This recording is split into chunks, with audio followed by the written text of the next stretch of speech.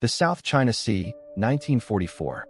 A Japanese freighter plowed steadily across the waves, its deck crowded with crates of oil drums, rice sacks, and ammunition bound for the garrisons in the Philippines.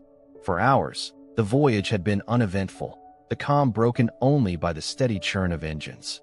Then, without warning, the sea itself erupted.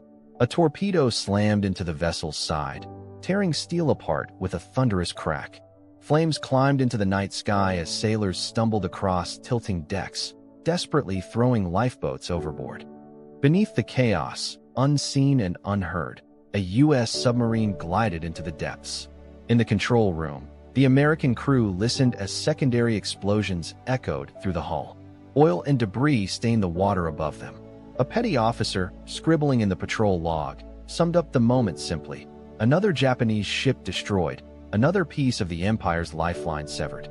Scenes like this would become routine by 1944. But only 3 years earlier, Japan's high command had scoffed at the idea that submarines could pose a serious threat. At the outbreak of war in December 1941, Imperial Japan's leaders placed their faith in decisive fleet battles. Their naval doctrine, rooted in the teachings of Admiral Isoroku Yamamoto and generations of Mahanian strategy, saw aircraft carriers and battleships as the arbiters of victory. Submarines were dismissed as mere scouts, eyes for the fleet, not killers in their own right. For the Americans, too, submarines were a neglected force. When Japanese aircraft attacked Pearl Harbor, the U.S. Navy had just 55 fleet submarines in the Pacific, many plagued by mechanical faults and unreliable torpedoes. Few believed these boats could change the war's outcome. Even within the U.S. Navy, senior officers imagined submarines playing a supporting role rather than striking the enemy's economic lifeline. But war has a way of upending expectations. Japan's empire stretched across East Asia and the Pacific, binding together islands, ports, and colonies in a fragile web of shipping. Tankers carried oil from the Dutch East Indies, freighters hauled iron, ore from China, and food from Southeast Asia. 90% of Japan's raw materials arrived by sea, and every ship that sailed across those waters was a potential target. The irony was stark. What Japan's admirals considered beneath notice would, in time, become their undoing. Submarines, small, silent, and unseen, would choke Japan's arteries far more effectively than any battleship duel. By 1942, Japanese merchant sailors still laughed at the idea of American submarines. Diaries from freighter crews described calm crossings, a confidence born from years of dominance in the Western Pacific. "The Americans have no teeth in these waters," one officer wrote. That confidence echoed in Tokyo, where naval planners believed their fleets were untouchable beyond the reach of U.S. carriers. Yet beneath the waves, change was stirring. American submariners, young men often in their 20s, began venturing further into enemy waters. They endured faulty torpedoes, depth-charge hunts, and long, silent patrols where one mistake could mean annihilation. Theirs was a war without glory, fought in the shadows. But every success brought lessons. Every failure forged new resolve. By the middle of the war, the results spoke for themselves. Japan's shipping losses mounted, the South China Sea and Luzon Strait turning into killing grounds. The same officers who had once mocked the silent service now faced the grim reality of convoys that never arrived and garrisons starving on distant islands. The opening explosion of that freighter in 1944 symbolized more than a single sinking. It marked the culmination of a campaign Japan never anticipated, an economic war waged silently, relentlessly, and with devastating effect. Japan had gambled that only great naval clashes would decide the Pacific's fate. Instead, the war would be shaped by men who worked in the shadows, whose victories went unheralded in headlines, but whose impact was absolute. The silent hunters had risen, and the empire that dismissed them would soon feel the strangling grip of their unseen war. This was the stage set at the dawn of the submarine campaign, a story of arrogance meeting inevitability and of small, overlooked vessels rewriting the fate of nations. And it began with silence, beneath the waves. The flames of war spread across the Pacific in late 1941, and with them came Japan's own confidence in a strategy that would soon unravel. Tokyo's admirals believed that the empire's future would be decided in a single, titanic fleet battle, battleships and carriers clashing in the tradition of Jutland, where one crushing blow would cripple the enemies will to fight.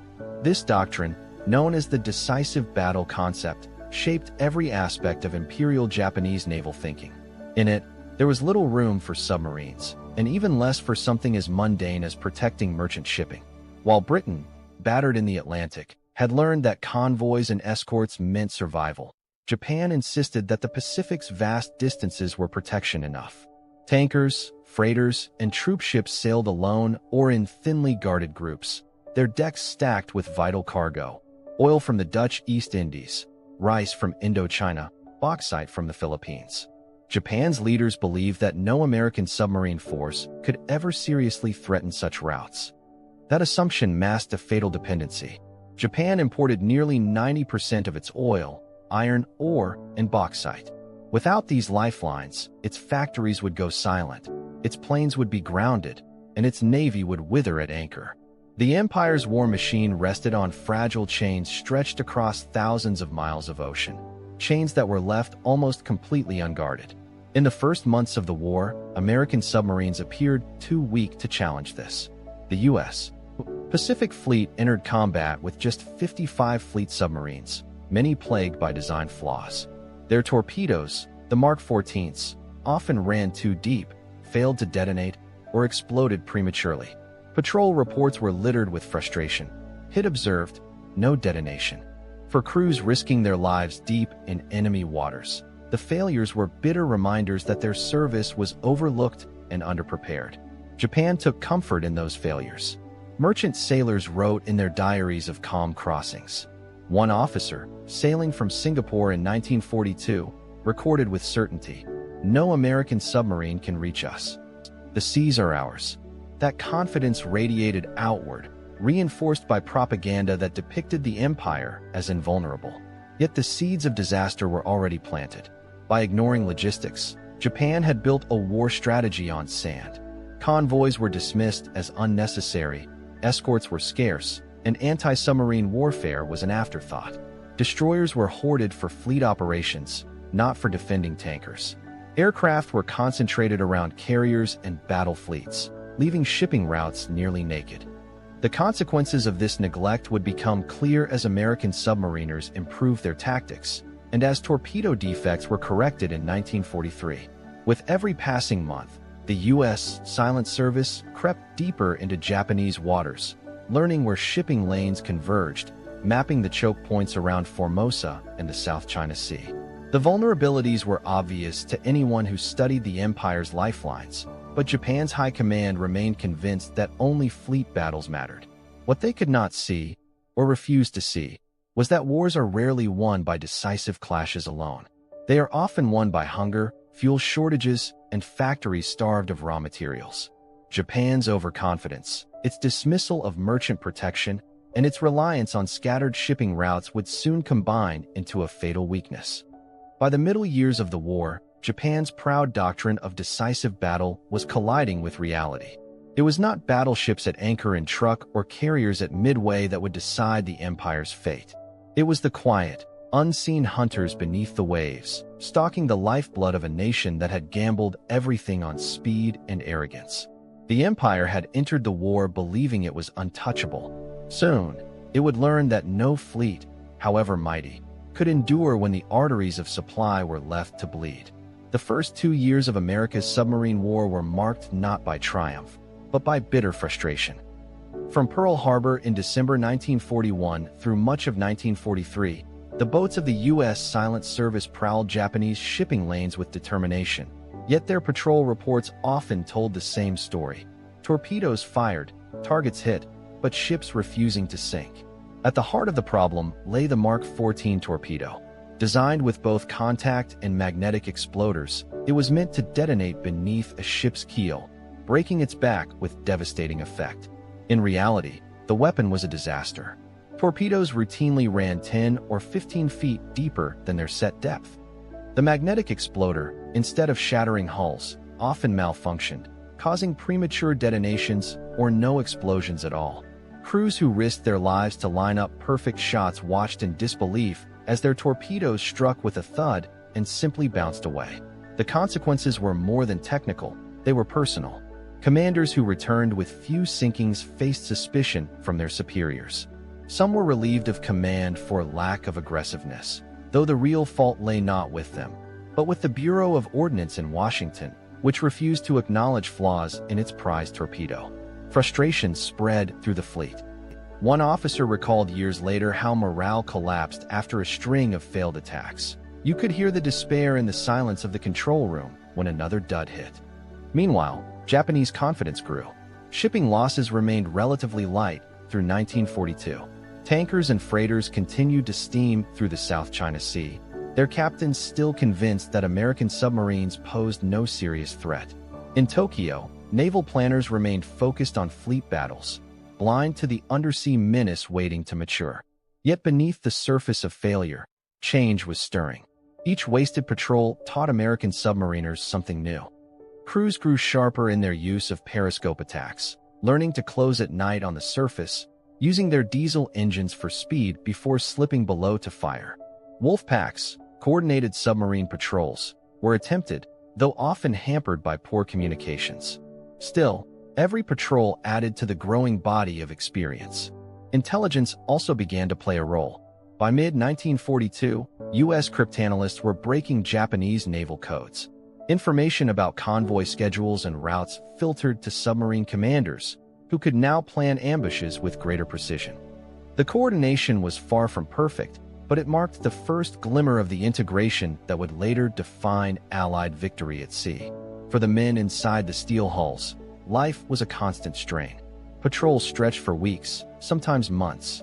The air grew foul, humidity slicked the bulkheads, and every depth charge attack threatened to crush them alive. Sailors scribbled in diaries about their exhaustion and their doubts. Yet in equal measure, there were moments of exhilaration. The first time a torpedo functioned as intended, the eruption of water and flame as a Japanese freighter finally split apart. One submariner later wrote that the sound of a successful detonation was like music after so many silences.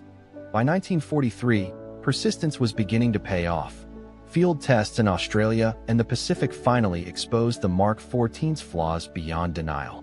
Depth settings were recalibrated, magnetic exploders disabled, and contact pistols reinforced.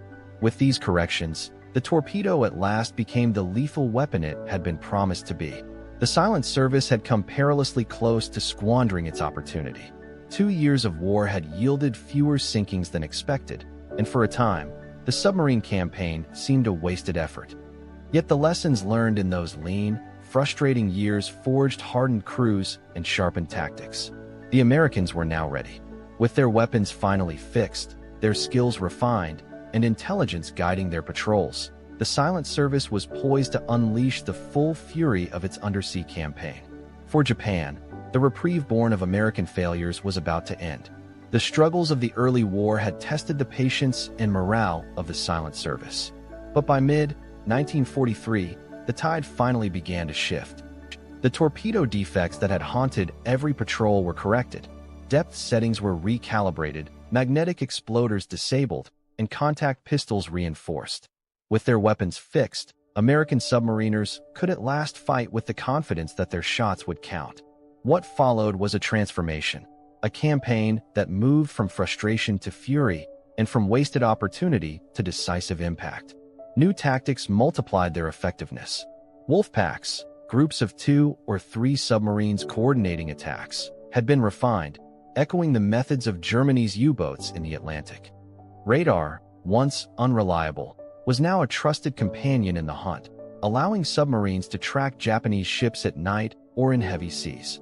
And perhaps most decisive of all, intelligence from broken Japanese codes guided boats towards shipping lanes rich with targets. For the first time, American submariners could stalk their prey with precision. The results were devastating.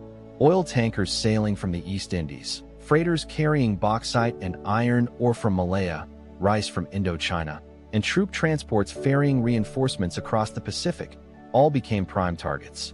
Ships once sailing boldly across open waters now erupted in fire and smoke.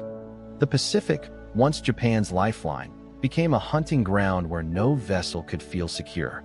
Some boats became legends. The USS Wahoo, under Commander Dudley "Mush" Morton, blazed across the seas with audacity and aggression. Morton, and his executive officer Richard O'Kane, pioneered bold surface attacks at night, charging into convoys with deck guns blazing before slipping beneath the waves to unleash torpedoes. On a single patrol in January 1943, Wahoo sank multiple ships in the Bismarck Sea, sending Japanese sailors scrambling for lifeboats as flames lit the horizon. A crewman later recalled the eerie silence that followed, broken only by the cries of survivors drifting in the wreckage. Richard O'Kane himself would soon earn fame as the skipper of the USS Tang. From her bridge, O'Kane led some of the most successful patrols in the entire war. The Tang's crew destroyed freighters and tankers with ruthless precision, their attacks crippling Japan's ability to move oil and raw materials to its factories and front lines. Navy reports from 1944 marveled at the boat's kill record, describing her as a dagger at the heart of Japan's supply lines. The psychological impact was just as profound. Japanese officers, once dismissive of submarines, began to call them the scourge of the seas. Convoy after convoy was shattered, but still, Tokyo resisted adopting a comprehensive escort system.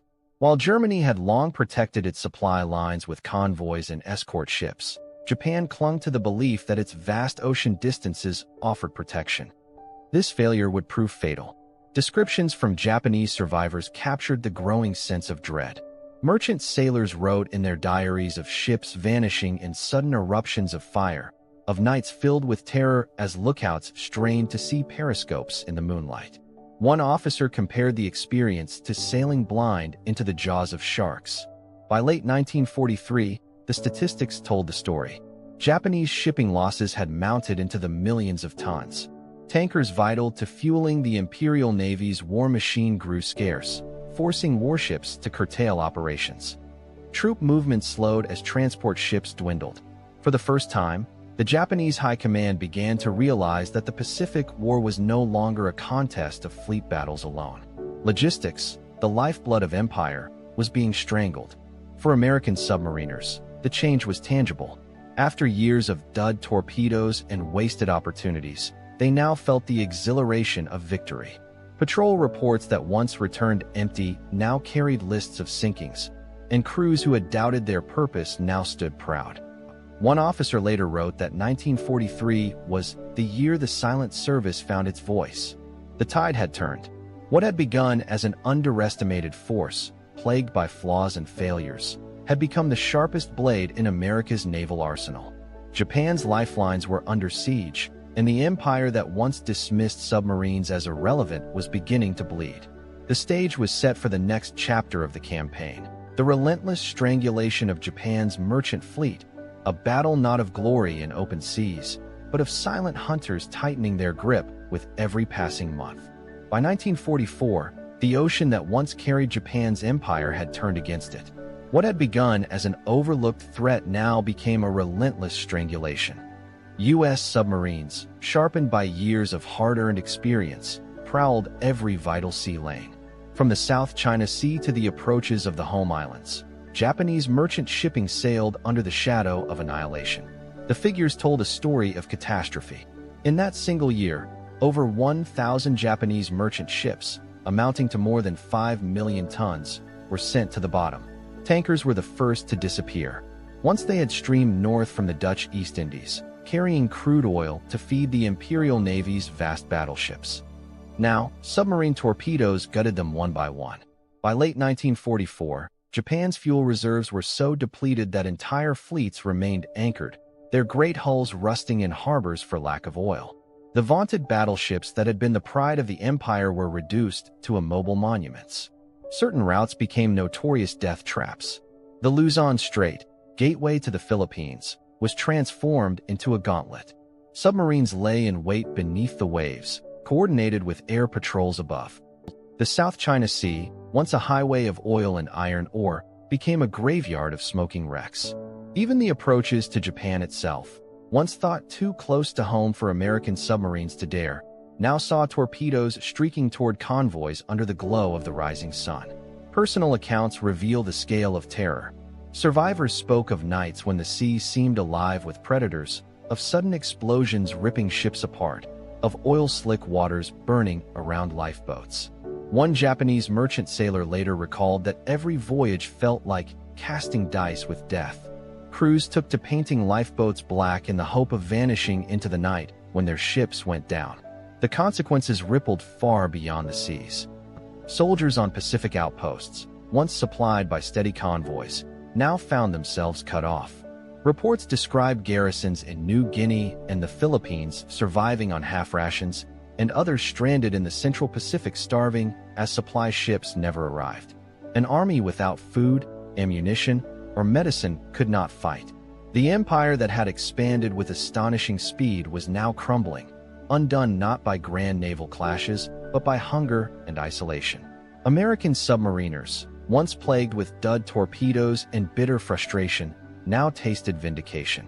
Patrol reports listed sinkings with grim regularity: tankers, troop transports, freighters, minesweepers. The Silent Service, representing barely 2% of the U.S. Navy's manpower, was responsible for sinking more than half of Japan's merchant fleet by war's end. It was economic warfare carried out with periscopes and torpedoes, a campaign as decisive as any fought on land or in the skies. The collapse of shipping struck at Japan's most fundamental weakness, its dependence on imports.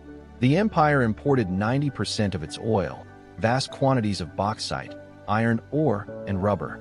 Without these, factories slowed to a halt, aircraft production faltered, and armored divisions stalled.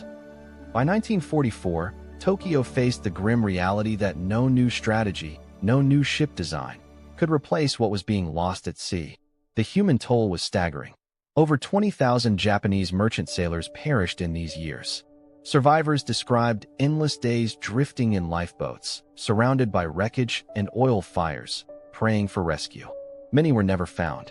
Even those who reached shore carried with them the knowledge that the sea, once their livelihood, had become their executioner. By late 1944, Japan's economy was in freefall. Rice shortages gripped the home islands. Industrial production withered as raw materials vanished. Civilians queued in long lines for meager rations, while the Imperial Navy struggled to scrape together enough fuel for even small-scale operations. The great battleships Yamato and Musashi, built to dominate the Pacific, could barely leave harbor without exhausting precious reserves.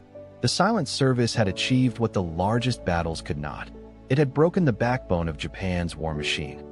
In less than 3 years, U.S. submarines had turned an ocean empire into a besieged nation. The once proud merchant fleet lay at the bottom of the Pacific, and with it, Japan's hopes of sustaining a modern war.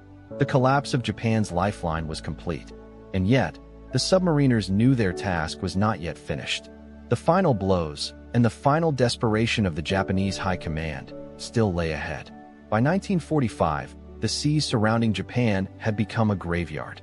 The merchant fleet that once fueled the empire's expansion was shattered, and desperation pushed Tokyo to measures that bordered on the absurd.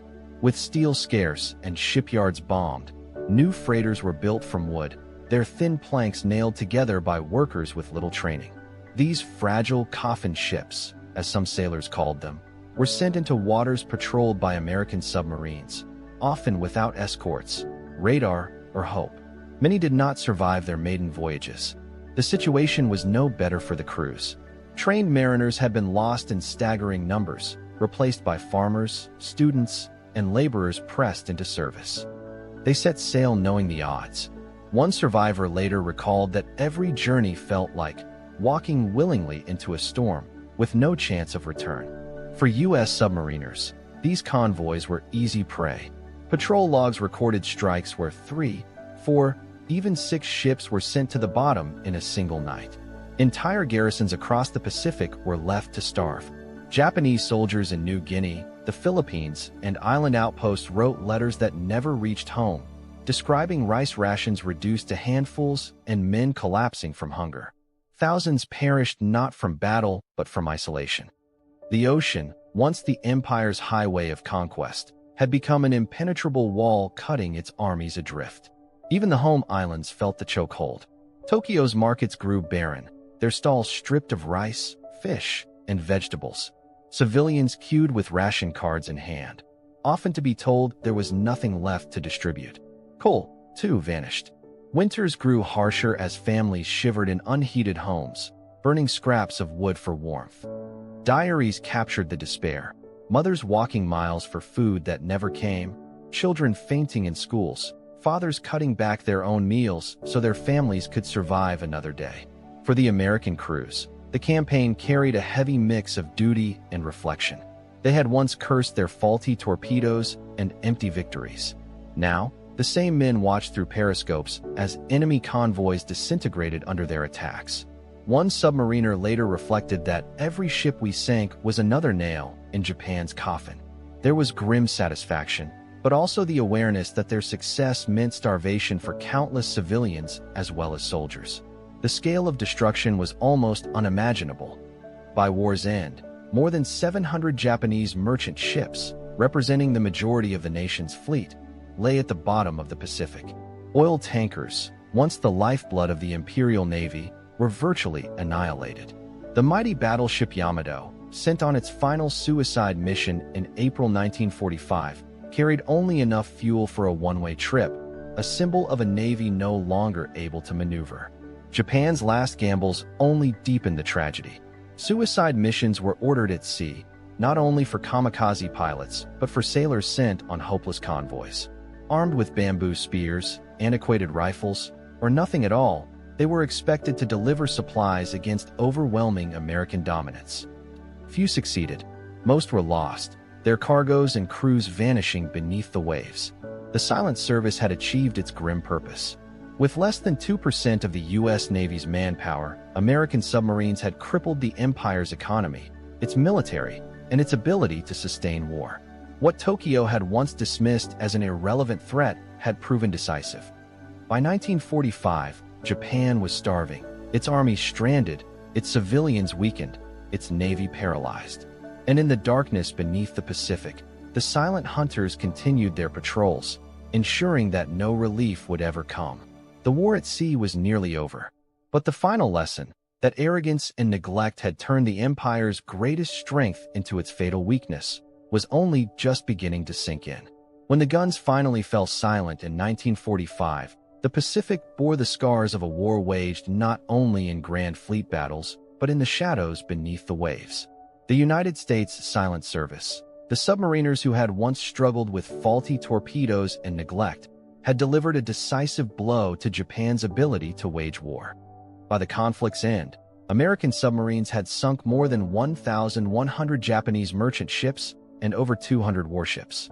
This amounted to over half of Japan's merchant tonnage, a staggering achievement by a force that represented less than 2% of the U.S. Navy's personnel. Yet this victory was bought at a terrible price. Nearly 3,500 American submariners never returned from patrols, giving the Silent Service one of the highest casualty rates of any branch in the U.S. Navy. Submarines were tight steel coffins, and when they were lost, they often vanished without a trace. Families at home received telegrams that read only, "Missing in action," presumed lost. For the men who served, the triumph of victory was forever shadowed by the memory of comrades entombed on the ocean floor. For Japan, the consequences were catastrophic. The merchant fleet that had once sustained an empire ceased to exist. Over 33,000 Japanese merchant sailors were lost at sea, many without graves, their lives claimed by fire, drowning, or starvation adrift in lifeboats. Those who survived bore lifelong memories of terror on the waves, of watching their ships broken apart by torpedoes, of nights spent clinging to wreckage as the Pacific swallowed their friends. The collapse of the shipping lifeline ensured not only Japan's military defeat, but also civilian suffering on an immense scale. Cities starved, industries withered, and even the Imperial Navy was left without fuel to sail. Strategically, the campaign demonstrated something profound, that economic warfare at sea could be as decisive as any battlefield victory. Japan's armies still held vast stretches of territory in Asia, yet they were cut off, unable to supply or reinforce their garrisons. The submarine war starved them into irrelevance.